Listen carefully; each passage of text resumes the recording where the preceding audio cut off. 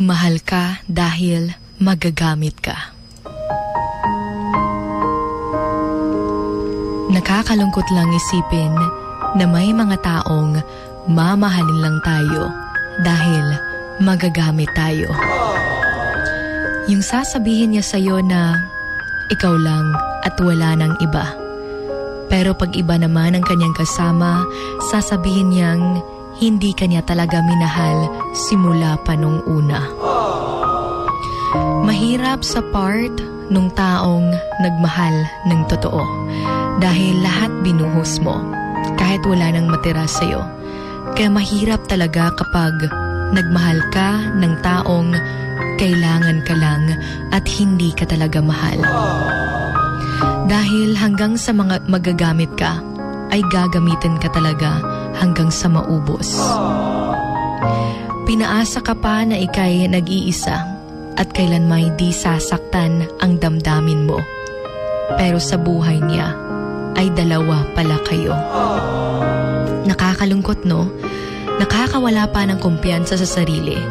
Dahil akala mo, totoo ng lahat ng mga pinakita niya sa'yo.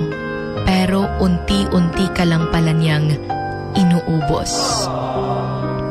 Pati yung mga pangarap mo, gumuho dahil sa kanya.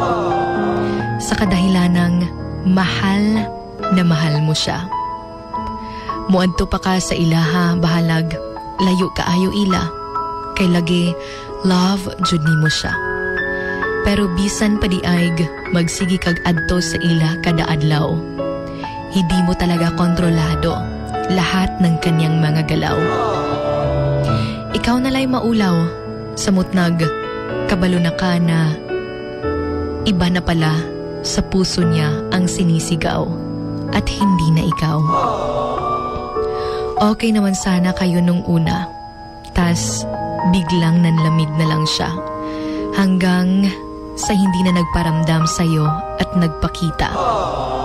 Hanggang sa nalaman mo na lang one day na yung sinasabi niya sa yung wag mong pagsilosan yung taong to ay yung tao na palang laman ng kanyang puso.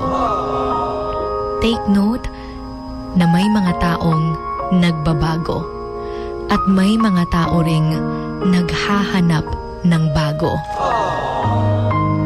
But it doesn't matter if ginamit ka lang at hindi na ikaw, dahil meron at merong taong darating sa buhay mo at ipaparamdam sa'yo na espesyal ka at kamahal-mahal ka.